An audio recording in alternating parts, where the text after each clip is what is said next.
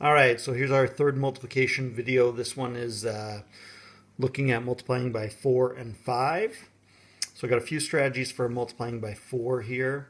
So drawing 4 groups and put the other number in each group. So remember, when we multiply, it means 4 groups of 3.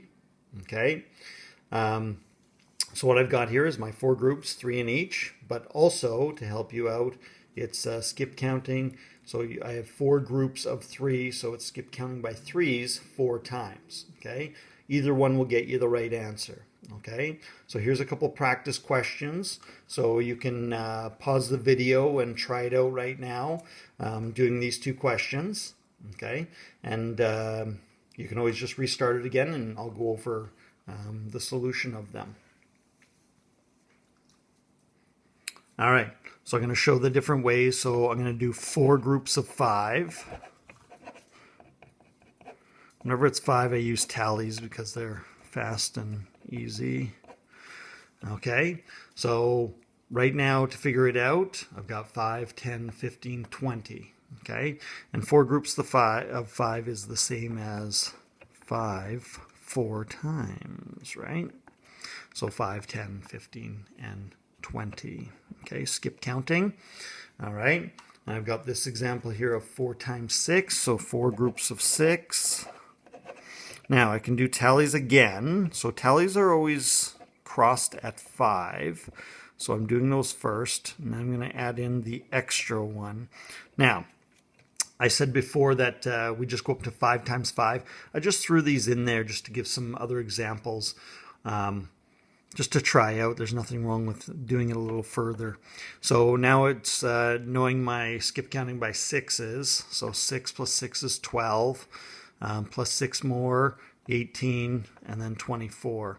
So if you need to go 6 plus 6 is 12, 13, 14, 15, 16, 17, 18. Go ahead. Do whatever you need to get to it, okay? So this is also, so I'll put 24, and then we can also do it this way. We have 4 6s, and again, 6 plus 6 is 12, 18, 24. Okay? So I'm going to talk about another strategy. It's a strategy that splits the 4 into 2 plus 2. So 2 plus 2 is 4, so we can split up our 4 into these 2 numbers.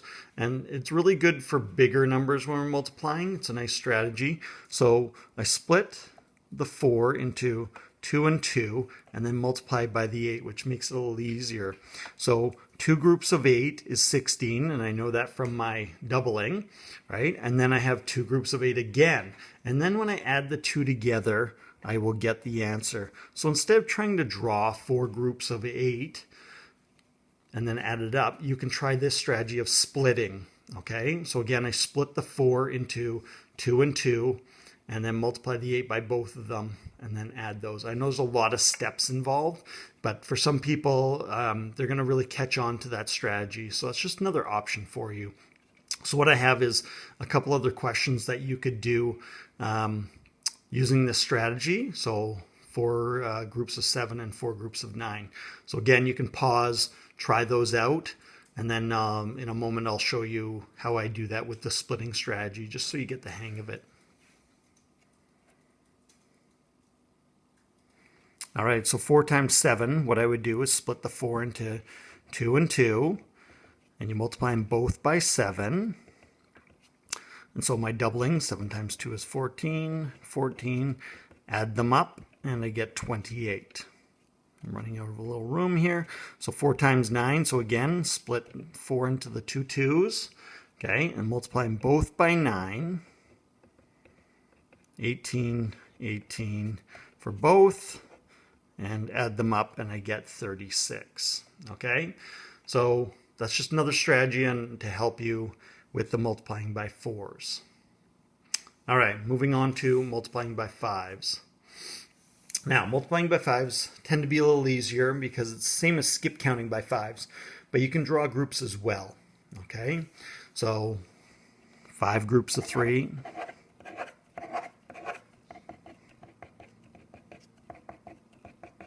Okay? Or it's the same as 3 plus 3 plus 3 plus 3 plus 3. Okay, and it all equals, so 3, 6, 9, 12, 15. Or what you can do is, we can reverse it if you want, saying, okay, that's 5 groups of 3, or we can say it's 3 groups of 5. Well, 3 groups of 5 would be, there's 1 group of 5, 2 groups of 5, 3 groups of 5. And if I count them out, 5, 10, 15, right?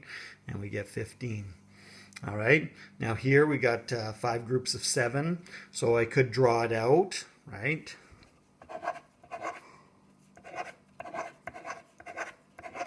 And put 7 in each.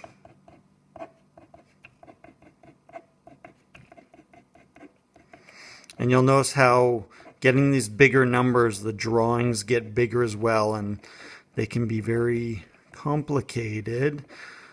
All right, so adding all that up, it could be tricky, right? Or I could do 7 plus 7 plus 7 plus 7 plus 7. Or another way I can do it, this is what I like to do and something to practice. I put up 7 fingers, okay? So it's 5 groups of 7. So I put up my 7 fingers, and then I just count. Each finger is worth 5, so I skip count. So I go 5, 10, 15, 20, 25, 30, 35. Okay, and that is our answer.